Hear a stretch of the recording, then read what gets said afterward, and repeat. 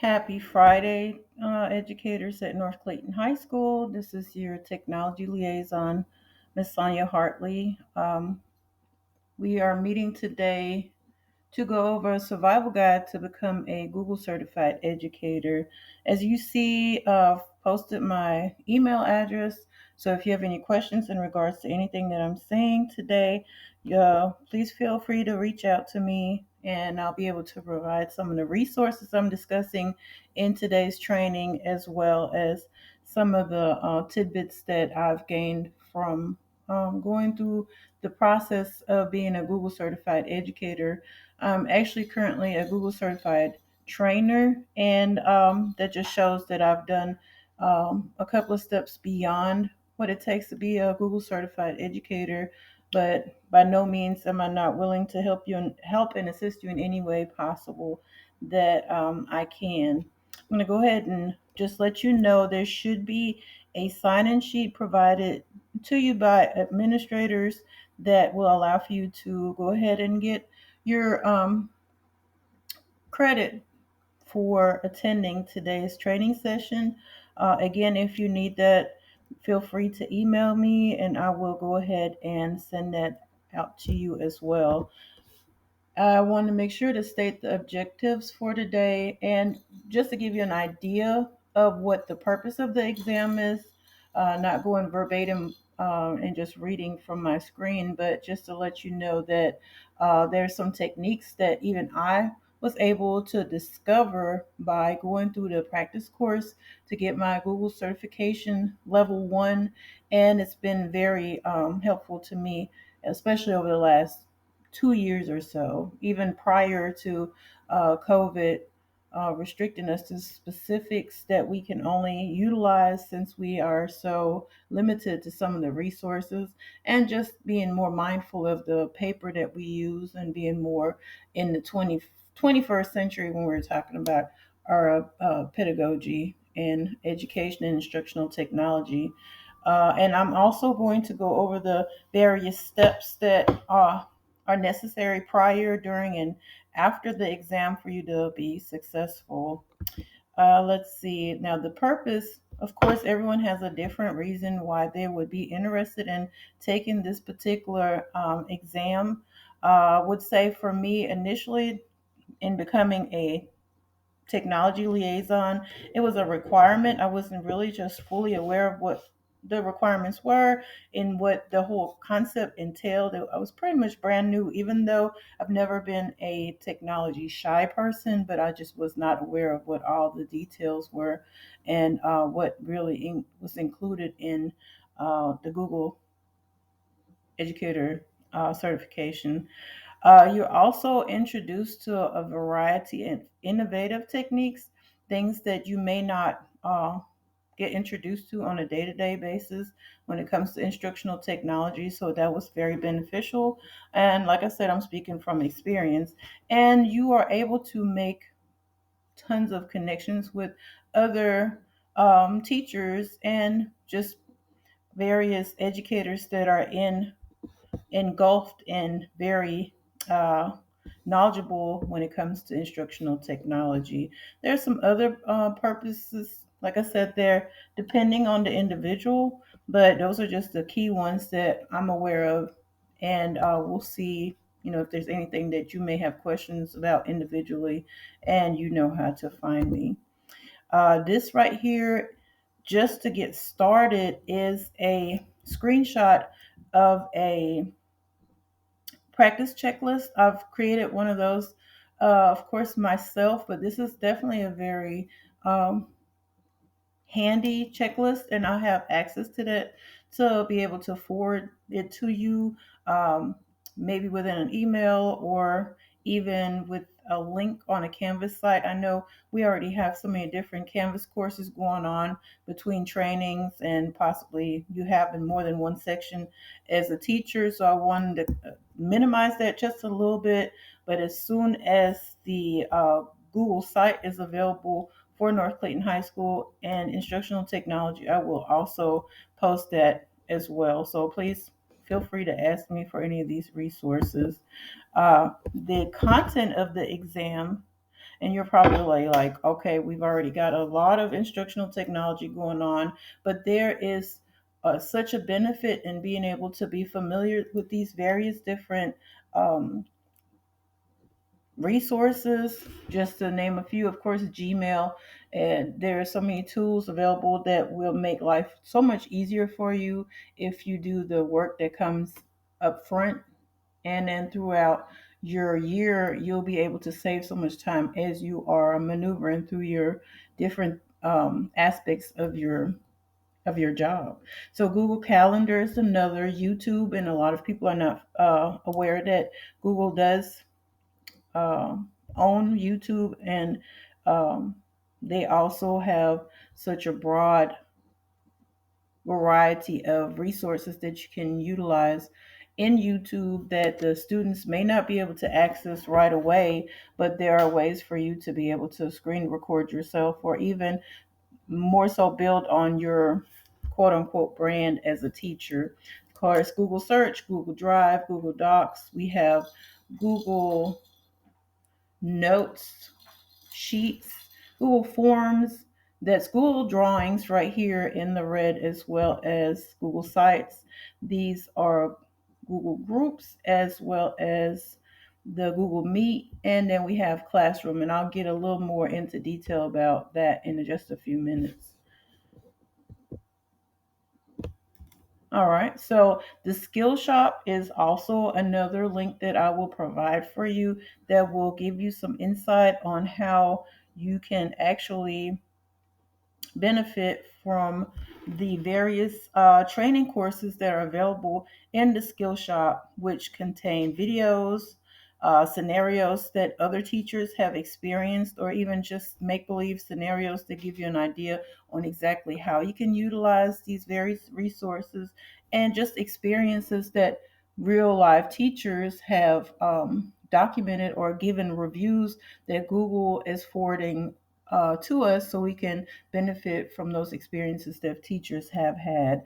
The exam itself has been definitely altered for the better. When I was the initially getting my certification to be a technology liaison for North Clayton High School, the number of multiple choice questions was larger, as well as a scenario portion of the exam where you actually have to show where it would check for understanding, more so hands-on, but that had been eliminated. So currently we have a 20 question multiple choice question exam, and that is definitely not anywhere as extreme as it was when I first started this journey. I wanted to just from experience let you know that there have been teachers at North Clayton and at a couple of other schools that I have facilitated a summer training to, that actually took the step without any prompting and took the certification exam, and they are now level one Google certified teachers. Now, since this was supposed to be a live session, I just wanted to kind of run past some of the pieces of information that you have access to once you get this slide presentation. And once you have access to this slide presentation, this would have been a group breakout group assignment, just being able to utilize the resources. I'm going to go ahead and click on this so you can just see that it's interactive, and it leads you directly to the skill shop that Google has created, so you can asynchronously, independently go through these various different resources. And it may seem extreme, but as you're reading, and it was very interesting to me at first. I mean, it's still interesting now, but it shocked me because there were so many resources out there that I did not even realize existed. So this is just what the skill shop looks like, and it takes you step by step through the various different sections of this course. Okay, then there was one in regards to building your own learning network, and that oftentimes helps in your content or the grade level that you're teaching. Just information on how to effectively move your files into Drive if you're not already familiar with that, and different ways to utilize Gmail. Now, I will say most of you may already be familiar with how the general practice works when it comes to um, utilizing some of these features, but these particular Skillshop tabs have more detail available to you. Okay, let me see. Let me come completely out of this. Okay, there we go. And back in. There was a Jeopardy game that I'd like to just briefly go over just a little bit so you can kind of get an idea what some of these questions may look like in the exam. And I'll just click through a few of them to give you an idea. I'm not going to go through all of them, but just to give you an idea. So, not going in order or not any particular category. I just want to give you an example. You should always evaluate this first when deciding which Google application to use for a lesson. And if this was a traditional Jeopardy game, I would say, what is lesson objective for 200? Did I say that right? Okay. So that's exactly how that's going to go. The next one, it can be used to ensure your information is not saved in the Chrome browser. And you can kind of quiz yourself just to see if you're already familiar with some of this. Once again, it says it can be used to ensure your information is not saved in the Chrome browser. Now, the students know a lot about this, and I wasn't that familiar with it until I became a technology liaison, but the answer is, what is incognito window? So if you've seen that on your tabs before or in the right hand corner of your uh, Google search screen or just your tabs, you'll see the incognito window option. All right, the next one would be, this can be used in a lesson to visualize a location and consider its impact on history. Does anyone have an idea? Well, the answer is, what is Google Earth?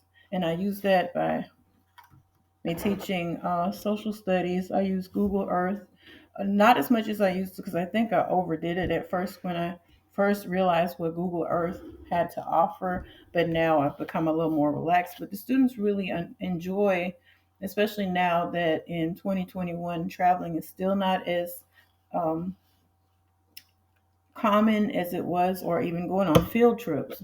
Let's reword that. Going on field trips is not as popular as it was maybe 2 years ago. So Google Earth is definitely a bonus. And let me go ahead and just one more. The next question is, these two tools are covered in Google Workspace for Education Fundamentals and thus covered by the Google Workspace for Education Fundamental Terms of Service. And the response would be, what are Google Site and Google Drive? So these are just some of the multiple choice questions that you may encounter as you are going through the process of getting your Google level one certification as an educator. So I'll go ahead and skip through some of the other choices, and there are quite a few. And I think this would also be a really great resource if you are wanting to practice for the certification exam and you just wanted just a few brief examples on how those questions may go. Now, I will say the questions consistently change since there's a large question bank, huge question bank, and since there's only 20 questions being asked, there's not really any guarantee that it will be specific on just one particular category. All right, I am going through this last one. Now, prior to the certification exam, there's a couple of things you'll need to do. Is you'll need to go ahead and sign in with your personal email as you're getting started for the registration. The exam itself costs $10, so you can go ahead and, I mean, that's probably the cheapest exam that you will ever take. $10 for that.